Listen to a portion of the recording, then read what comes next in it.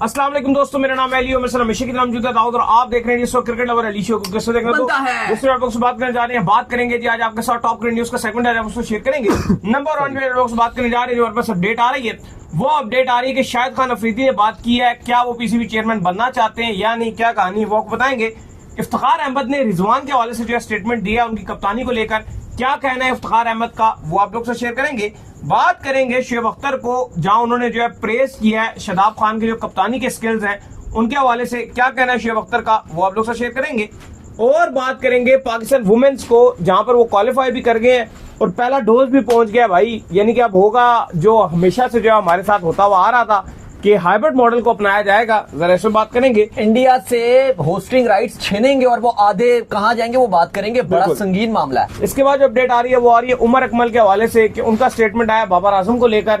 कहते हैं कि भाई विराट कोहली की तरह रेस्ट करें, प्रेज भी बहुत किया है, ये का कहानी है वो भी आप लोग से शेयर करेंगे। तो अगर आप हमारे चैनल पर पहली बार है, चैनल को अभी सब्सक्राइब करें, साथ में बेल आइकन हो जाएगा। तो बात का आगाज करते हैं नंबर 1 खबर के साथ जो हमारे पास आ रही है। तो सबसे नंबर 1 खबर आ रही है वो यही आ रही है कि शाहिद खान अफरीदी ने जो है बात की है पीसीबी चेयरमैनशिप के हवाले से। तो उनका कहना है दाऊद उनका कोई इंटरेस्ट नहीं है इसमें। देखिए उन्होंने कहा कि अगर मुझे ऑफर होती है पीसीबी चेयरमैनशिप की, क्योंकि आपको पता है अभी काफी चीजें ये चल रही हैं, क्योंकि मोहसिन नकवी के हवाले से भी काफी ज्यादा चल रहा है कि क्या वो छोड़ देंगे, क्या वो रहेंगे। फिलहाल तो पीसीबी ये कहता है कि वो कहीं नहीं जा रहे, मोहसिन नकवी ही रहेंगे। लेकिन चूंकि अब ये हवा चलना शुरू हुई है तो डिफरेंट सवाल पूछे जाते हैं कि कौन कौन कैंडिडेट हो सकता है। इस हवाले से अफरीदी से भी पूछा गया कि अगर आपको ऑफर की जाती है पीसीबी चेयरमैनशिप की तो क्या आप तैयार हैं। तो उन्होंने कहा कि भाई मेरा एक तो ये रोल नहीं है, दूसरी बात यह है कि मैं इतना इस फील्ड में आना नहीं चाहता, मैं इतना लाइक नहीं करता। मेरा शुरू से दिल है कि मुझे अगर रोल भी दिया जाए तो ग्रास रूट पे रोल दिया जाए, अंडर 16, अंडर 17, अंडर 19 में मुझे रोल दिया जाए।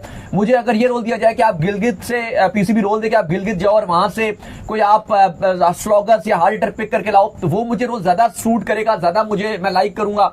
पीसीबी चेयरमैनशिप वो कहते हैं कि ऐसा रोल है जो मुझे लगता है कि मुझे ये सूट नहीं करेगा और मेरा इंटरेस्ट जो पर्सनली तौर पर वो इस कुर्सी के लिए नहीं है। ना मैंने पैसे के लिए पहले काम किया, ना मैं आगे करूंगा, ना मुझे ऐसा कोई कॉन्ट्रैक्ट चाहिए कि बहुत लग्जरी पीसीबी की चेयरमैनशिप में बन जाऊं और लग्जरी मुझे कॉन्ट्रैक्ट मिल जाए। मुझे ये नहीं चाहिए। मुझे अगर रोल चाहिए तो मैं चाहूंगा कि ग्रास रूट लेवल पे काम करूं। तो फिलहाल अफरीदी कह चुके हैं कोई इनको इंटरेस्ट नहीं है। वो कहते हैं कि हमारे लेवल पे काफी ज्यादा स्टार प्लेयर होते थे, मैच विनर होते थे, लेकिन अब हमें उस तरह से प्लेयर नजर नहीं आते। खैर इसके बाद जो अपडेट आ रही है वो आ रही है इफ्तिखार अहमद के हवाले से, और अपडेट ये आ रही है कि इफ्तिखार अहमद ने जो है वो बैक किया है मोहम्मद रिजवान को, और उन्होंने कहा कि अगर आप मेरे से पूछेंगे तो मैं कहूंगा कि रिजवान को जो है वो ओडीआई में स्पेशली कप्तान होना चाहिए। उन्होंने कहा ये मैं इस वजह से नहीं कह रहा कि उनकी मैं टीम में खेलता हूँ, हम दोनों एक फ्रेंचाइज से खेलते हैं या वो मेरे दोस्त हैं। मैं ये इसलिए कह रहा हूँ कि इस वक्त जो करंट जितने नाम और जो ऑप्शन अवेलेबल है उसमें सबसे बेहतर जो परफॉर्मेंसेज है वो रिजवान की है भाई। हाँ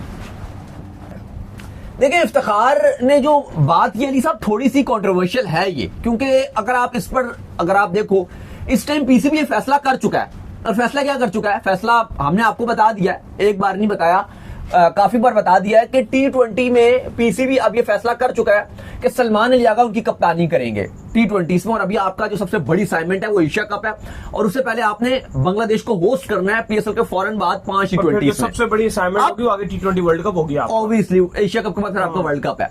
तो पीसीबी मन बना चुका है कि इवन अगर हमें प्लेइंग 11 में बाबर या XYZ रिजवान को किसी हादसाती तौर पर रखना भी पड़ गया, वैसे तो अभी प्लान में नहीं है, लेकिन एक बात सोची जा रही है कि चलो कि बहुत एक्स्ट्रा ऑर्डिनरी कर जाते हैं और हमें लगता है कि हमें इनकी जरूरत है भी 11 में, तो भी कप्तानी नहीं दी जाएगी।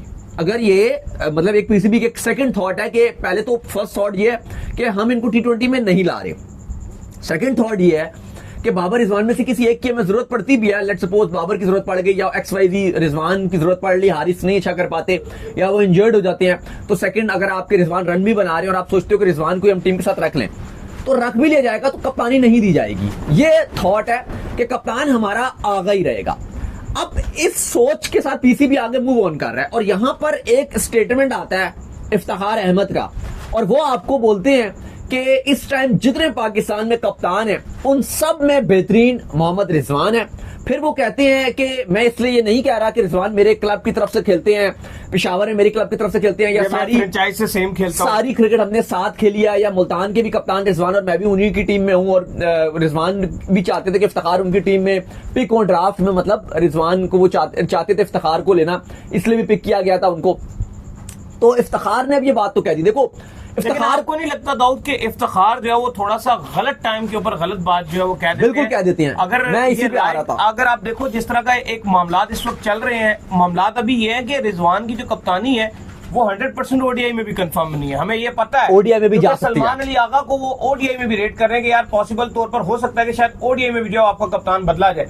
फिर ऐसे मौके के ऊपर जब आपकी टीम के अंदर जगह भी नहीं बनी हुई, आपकी कोई खास ऐसी परफॉर्मेंसेस भी नहीं है और आप फ्यूचर में टीम में कम बैक भी करना चाहते हैं, तो इन तमाम चीजों को अगर आप मद्देनजर रखेंगे और फिर उसके बाद आप एक ऐसा कंट्रोवर्शियल जो है स्टेटमेंट दे देंगे, तो आजकल पाकिस्तान क्रिकेट बोर्ड तो ऐसे स्टेटमेंट्स को बिल्कुल लाइक नहीं करता। वो फिर आपको अगले 6 महीने साल के लिए फिर साइड पे कर देगा। वैसे भी आपकी फिर एज इतनी होगी कि फिर आगे चल के आपके और अभी आप थोड़ी सी फॉर्म दिखाने की कोशिश कर रहे हो। ऑलरेडी आपको मुल्तान में भी मौका उस तरह से पहले मैच में मिला नहीं, फिर अगले मैच में आपको मौका भी मिला, उसमें कुछ भी नहीं कर पाए, उसमें आपकी कुछ परफॉर्मेंसेस नहीं थी, तो अभी आप अपनी जगह बनाना चाह रहे हो। और आप जो नंबर है जिस तरह अब्दुल समद को पिक किया था, मेरा स्टिल मानना है कि अभी वो स्लॉट खाली है, क्योंकि उसमें अब्दुल समद ने भी कोई खास परफॉर्म नहीं किया। अब हैदर अली न्याजी परफॉर्म कर रहे हैं, न्याजी कर रहे हैं। अब हैदर अली स्ट्रॉन्गेस्ट कैंडिडेट है कि वो अपनी जगह बना रहे हैं, लेकिन मैच में अच्छा कर गए वो। लेकिन और हैदर अली ने लास्ट ईयर भी किया था ना इस्लामाबाद की तरफ से, और पीसीबी चाह भी रहा है कि हैदर अली को तो न्यूजीलैंड भी लेके भेजना था, लेकिन वो तो उनके हाथ की इंजरी की वजह से नहीं आए। बांग्लादेश में वो आ भी जाएंगे, लेकिन साथ आपको एक और भी प्लेयर चाहिए, और वो प्लेयर इफ्तिखार हो सकते हैं। लेकिन इफ्तिखार को ये भी पता भी है कि भाई कप्तान इस टाइम आ गया T20 का, और पीसीबी उसी के साथ जा रहा है आगे। न्यूजीलैंड में भी भेजा उसको, और आगे भी मूव ऑन उसके साथ ही करना चाह रहा है पीसीबी, और टीम मैनेजमेंट भी यही चाह रही है। तो फिर अगर आप इस तरह का बयान दोगे कि भाई रिजवान बेस्ट कप्तान है, मैं समझता हूँ रिजवान को पाकिस्तान के दोनों फॉर्मेट में होना चाहिए, और ये समझते हुए कि पीसीबी रिजवान को ओडीआई से भी हटाना चाह रहा है। अगर वो देख रहे हैं कि आगा अच्छी कप्तानी करते हैं T20 में, तो रिजवान को ओडीआई से हटाया जाएगा, और उसके बहुत सारे रीजन है, क्योंकि रिजवान मीडिया में आके लगातार ऐसी बात कर रहे हैं। वो जान के पीसीबी को जो है ना वो कर देते हैं, अंडररेट ले आते हैं, एकदम से मीडिया में हाइप बना देते हैं। तो लाइक आपको याद होगा कि बीसीसीआई के अंदर जो हार्दिक पांड्या है वो एक बड़े स्ट्रॉन्ग कैंडिडेट थे और अच्छे कप्तान थे, मतलब वो बुरे कप्तान नहीं थे, बड़े कूल एंड काम थे। लेकिन बीसीसीआई को जब ये चीज समझ आई कि यार ये वो कप्तान है जो हमारी भी नहीं सुनेगा और हमें भी प्रेशराइज कर सकता है, तो उन्होंने उसको हटाकर सूर्य कुमार यादव को T20 में। बिल्कुल। रीजन क्या थी? रीजन यही थी कि उनका जो एटीट्यूड था वो ऐसा ही था कि वो मीडिया में कुछ भी करते और वो अपने हिसाब से चलने वाले बंदे, अपने हिसाब से चल रहे थे, और फील्ड में भी वो जबरदस्ती कप्तानी कर रहे थे। जो आपको पता है मैच चल रहा था उसमें वो बहुत ज्यादा नजर आ रहे थे, कप्तान कोई और है लेकिन वो आगे से ऊपर से होकर मिल रहे थे, तो वहां पे बीसीसीआई को लगा कि ये बहुत ज्यादा ओवर हो रहे हैं, और पनिशमेंट के तौर पर उन्होंने सूर्या को T20 में कप्तान है ना, उसके इवन ये फ्रॉम नोवेयर आए। ठीक है, उसमें कहा जाता है गौतम गंभीर की इनपुट भी शामिल थी, लेकिन एक्चुअली हार्दिक पांड्या वाइस कप्तान थे और कप्तानी भी बहुत अच्छी कर रहे थे अपनी फ्रेंचाइज मुंबई की भी उन्होंने कप्तानी ले ली रोहित से, जो इंडिया के कप्तान है, ओडीआई के कप्तान है। तो T20 में तो यही नजर आ रहे थे, लेकिन फिर भी सूर्या को उन्होंने बनाया। खैर कर तो सूर्या भी अच्छी कप्तानी रहे हैं, लेकिन अगर आप अभी सूरत-ए-हाल देखो तो रिजवान की ओडीआई कप्तानी भी खतरे में। अब आपका जो दौरा है वेस्ट इंडीज है, अब वैसे तो आपने T20 ओडीआई खेलने नहीं है, सिर्फ T20 है, वर्ल्ड कप तक आपका ओडीआई है ही नहीं, सिर्फ 3 ओडीआई आपने खेलने, और वो है दौरा वेस्ट इंडीज में, जहां पे 3 ओडीआई और 3 T20 हैं।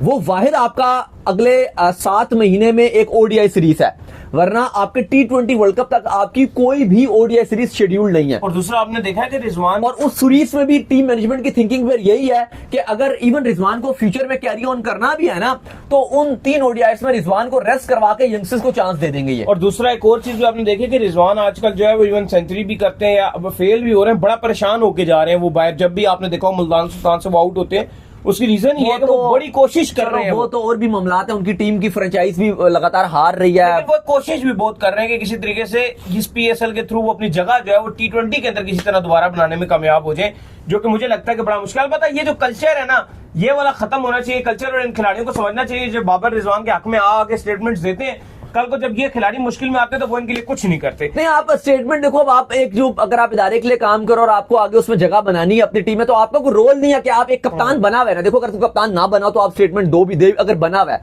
लेट सपोज अगर रिजवान आपके T20 के कप्तान हो, फिर तो आप बोल दो कि ठीक है जी वो बड़ा अच्छा कप्तान है, ठीक है वो आपका के हवाले से बात की, बट ओडीआई में उन्होंने कहा हर फॉर्मेट की उन्होंने बात किया, लेकिन ये मुझे लगता है कि उनके लिए इफ्तिखार के लिए नेगेटिव इंपैक्ट में जाएगा। खैर इसके बाद जो अपडेट आ रही है हमारे पास वो आ रही है शुएब अख्तर के हवाले से। तो शुएब अख्तर ने जो है शादाब खान को बड़ा प्रेज किया। उन्होंने कहा जी मैं शादाब को जो है वो टिपिकली बॉलर के तौर पर देखना चाहता हूँ, बैटिंग में वो जो मर्जी करे मुझे इतना को खास फर्क नहीं पड़ता, अगर कुछ कर देता है तो बहुत अच्छा है। लेकिन उन्होंने उनकी लीडरशिप की बड़ी तारीफ की। उन्होंने कहा कि शादाब ने जो टीम के अंदर का जो एनवायरमेंट है वो बहुत ही कुछ पॉजिटिव रखा हुआ है, बहुत ही अच्छा एनवायरमेंट बनाया हुआ है, इसी वजह से लगातार जो है उनकी टीम जीत भी रही है। और जब आप अपनी टीम के लिए किसी किस्म की मुश्किल नहीं बनाते और एनवायरमेंट को बड़ा अच्छा और एक सादा एनवायरमेंट बनाते हैं, तो फिर जो है वो आपके प्लेयर्स जो है उनको आकर परफॉर्म करने में बड़ी आसानी हो जाती है। क्या ये बात सच है जी? देखो ये बात तो है, क्योंकि मैंने भी शादाब को करीब से देखा हुआ है, आपने भी उनकी कप्तानी को भी देखा हुआ है करीब से। ये बात तो है कि जो शादाब हैं वो अपने प्लेयर्स को एक लाइसेंस देते हैं कि अगर आप एग्रेसिव खेलो, अगर आप डक पे भी आउट हो जाते हो तो मुझे कोई इशू नहीं है, अगर आप मेरे लिए मैच विनर प्लेयर हो तो आप हो, आपको मैं लाइसेंस दे रहा हूं, लेकिन आपने खेलनी अपनी नेचुरल गेम है। ये बड़े कम कप्तान होते हैं, क्योंकि ज्यादातर कप्तान होते हैं वो आपको, आपके अंदर पोटेंशियल भी हो तो वो आपको एवरेज प्लेयर बना देते हैं, लेकिन शादाब के अंदर वो चीज क्वालिटी नजर आती है कि अगर कॉन्फिडेंस बहुत देते हैं। बिल्कुल, अगर एवरेज प्लेयर भी तो अच्छा कर जाता है। लाइक मैं आपको एग्जांपल देता हूं प्लेयर्स के। अब हैदर अली हैं, अब ये कराची किंग्स की तरफ से अब खेल रहे थे पीएसएल में, बहुत सारे खेल रहे थे, वहां पर हमने भी इनको बहुत क्रिटिसाइज किया कि यार हैदर अली क्या है, इसको तो जगह ही नहीं बनती इसकी टीम में। जो अप्रोच थी नेगेटिव अप्रोच से खेल रहे थे, बाबर के अंडर भी जब ये खेल रहे थे बहुत ही बेकार खेल रहे थे।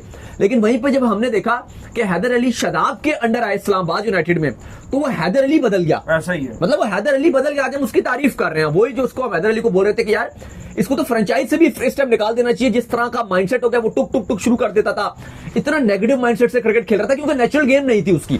लेकिन अब शादाब खान है, उसने उस हैदर अली को इतना एक, अगर आप देखो, इतना उस पॉजिटिव अप्रोच पे खिला रहा है कि कमाल ही कर रहा है। फिर आप देख लो इमाद वसीम से भी जिस तरह से वो परफॉर्मेंसेस निकाल रहे हैं, कमाल कर रहे हैं। लास्ट एडिशन इमाद ने किस तरह से पूरा टूर्नामेंट जितवा दिया, इस साल भी इमाद वसीम कमाल कर रहे हैं। फिर आजम खान से भी जिस तरह से वो पोटेंशियल पर खिला रहे होते हैं, उसे हार्ड हिटिंग का रोल दिया हुआ है, वो कमाल कर रहे हैं। आगा सलमान अली आगा है, उन्होंने लास्ट एडिशन में इतना अच्छा करके दिखा दिया।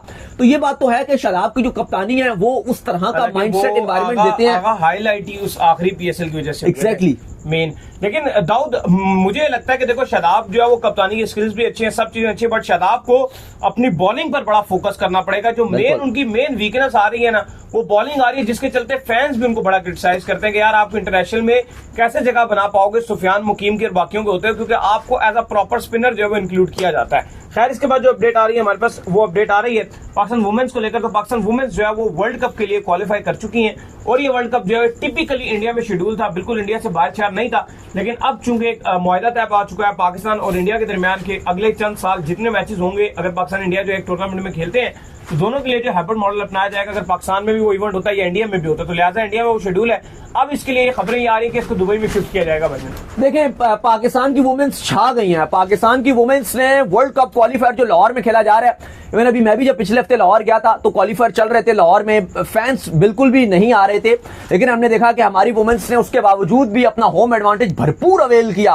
पाकिस्तान ने थाईलैंड को कल शिकस्त दी और उसके बाद पाकिस्तान की वुमेन टीम अनबीटेबल रही है और डायरेक्ट गो थ्रू कर गई। अभी सेकंड टीम सामने नहीं आई है, बांग्लादेश के ज्यादा चांसेस हैं, फिर स्कॉटलैंड भी लाइन में लगी हुई है, वेस्ट इंडीज भी लगी हुई है, इनमें से कोई एक टीम खाली क्वालिफाई करेगी। लेकिन पाकिस्तान की वुमेन्स गो थ्रू कर गई है भारत में जो होस्ट है वर्ल्ड कप इस साल। लेकिन अली साहब, जो सबसे इंपॉर्टेंट खबर है वो ये है कि जो पाकिस्तान और भारत का जो मुआहिदा हुआ है, आईसीसी ने करवाया था, उस रूल के मुताबिक चाहे वो वुमेन्स का वर्ल्ड कप हो या फिर मेंस का कोई भी आईसीसी इवेंट हो, अब वो होगा न्यूट्रल वेन्यू पे। यानी कि पाकिस्तान की वुमेन्स ने भारत के पास जो होस्टिंग राइट था उसका आधा वर्ल्ड कप अब दुबई को बाय डिफॉल्ट दे दिया। बाकी टीम्स तो अब भारत में खेलेंगी, लेकिन पाकिस्तान टीम क्वालिफाई तो कर गई इंडिया वाले वर्ल्ड कप में, लेकिन अब उसके मैचेस, आधे मैचेस जो पाकिस्तान इंडिया का भी मैच बनेगा वो भी अब दुबई में होगा। तो ये बड़ी खबर है कि पाकिस्तान की वुमेन्स ने ना सिर्फ क्वालिफाई कर लिया है, बल्कि जैसे चैंपियंस ट्रॉफी आधी जो इंडिया के मैचेस थे या फाइनल था या एक सेमीफाइनल था, वो सारे दुबई में गए थे। तो वही चीज अब इंडिया के साथ होने जा रही है और सबसे पहले जो होगी वो होगी इस वुमेन्स के वर्ल्ड कप में। फिर बाद में आपको पता है कि वो जो हमारा अगला T20 वर्ल्ड कप है वो तो है ही श्रीलंका में, लेकिन अब उसमें इंडिया और श्रीलंका में, लेकिन हमने श्रीलंका में मैचेस खेलने थे, लेकिन अब पाकिस्तान इंडिया का भी जैसे मैच है वो भी श्रीलंका में होगा। लेकिन अब पहला जो न्यूट्रल, जो हाइब्रिड मॉडल पे इंप्लीमेंटेशन होगी चैंपियंस ट्रॉफी के बाद, जो इंडिया के पास होस्टिंग मैचेस हैं वो उसकी वुमेन्स वर्ल्ड कप से होगी। बिल्कुल जी। खैर, इसके बाद जो आपकी सना फातिमा अली साहब, उनकी आपको तारीफ करनी पड़ेगी क्योंकि उन्होंने कप्तानी बहुत शानदार किया है पूरे क्वालिफायर में। बिल्कुल। इसके बाद जो अपडेट आ रही है वो आ रही है उमर अकमल के हवाले से, और अपडेट ये आ रही है कि उमर अकमल ने जो है बात की है बाबर आजम के हवाले से। पहले तो उन्होंने उनकी बड़ी तारीफें की हैं, उन्होंने कहा कि बड़ा अरसा डोमिनेट किया, आप उनको इस तरह तनकीद नहीं कर सकते, बड़े खुले अल्फाज में उन्होंने उनकी तारीफ की। और बाद में फिर उन्होंने कहा कि यार इनको जो है रेस्ट भी लेना चाहिए, जैसे विराट कोहली ने जो है रेस्ट लिया हुआ था, और उन्होंने उनको मशवरा दिया कि जो पेशावर ज़ल्मी है इस फ्रेंचाइज की आप कप्तानी करें, कप्तानी छोड़ के अपनी बैटिंग पे फोकस करें? देखिए, अब उमर अकमल को भी ऐसा फील हो गया है कि अब शायद वो क्रिकेट उनके लिए क्रिकेट बाकी नहीं रही, तो वो भी चाहते हैं कि वो सोशल मीडिया में या मीडिया में अपनी किसी तरीके से जगह बनाएं। जैसे सारे आमिर आते हैं, जैसे अहमद शहजाद है, चले आमिर वगैरह, तो फिर भी क्रिकेट बाकी हो तो लीग्स खेल रहे होते हैं, वो तो चलो वर्ल्ड कप या आईसीसी इवेंट्स में खाली आते हैं। आप अहमद शहजाद की एग्जांपल जरूर दे सकते हो कि जैसे अहमद शहजाद हैं, अब वो बिल्कुल बैठे होते हैं क्रिकेट से बिल्कुल नहीं, वो तो फुल टाइम बैठते हैं, वर्ल्ड कप में क्या बैठते हैं, पीएसएल में भी। एक दो उसकी उनकी वीडियो देखी, बाबू राव भी बने हुए थे, क्रिकेट से बिल्कुल वो दूर हो चुके हैं, तो वो सिर्फ अब उनका यही काम है। तो वो भी अब चाहते हैं, जो उमर अकमल है वो भी चाहते हैं, उनको थोड़ा सा बाबर की उन्होंने डिफेंड किया एक शो में, तो वहां पे वो फनी कॉमेडी टाइप भी शो था, वहां पे अजमल भी बैठे हुए थे, ये भी बैठे थे, वहां पे उन्होंने डिफेंड किया, तो सोशल मीडिया में काफी वायरल हुआ और काफी लोगों ने इनकी तारीफ की उमर अकमल की।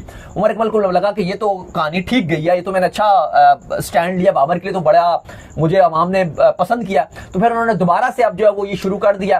ठीक है, उनका फ्यूचर भी अब यही नजर आ रहा है, क्योंकि वो फील्ड में भी इतना एक्टिव नजर नहीं आ रहे, तो आगे सोशल मीडिया और वो किसी चैनल के साथ जुड़कर ही आगे चलेंगे, तो फिर जो भी वो बोलेंगे अब उसकी इतनी वैल्यू तो नहीं रहेगी। तो उम्मीद करते हैं आज हमारे शो आपका पसंद है। वीडियो को लाइक कीजिए, हमारे चैनल को सब्सक्राइब कीजिए, साथ में बेल आइकन को बजाइए। एक और काम कर लीजिए और वही कर लीजिए, आप इंस्टाग्राम पर जाइए, इंस्टाग्राम पे मुझे फॉलो कर लीजिए, वहां पे मैं मौजूद हूं, दाऊद क्रिकेट के नेम से। अगर आपको सवाल हो तो भेजिएगा, उनको भी फॉलो कीजिए। मुझे फॉलो कीजिए, ऑफिशियल के नाम से लिंक डिस्क्रिप्शन में मौजूद है, जाइए फॉलो कीजिए और सुनते हैं नेक्स्ट वीडियो। अल्लाह हाफिज़।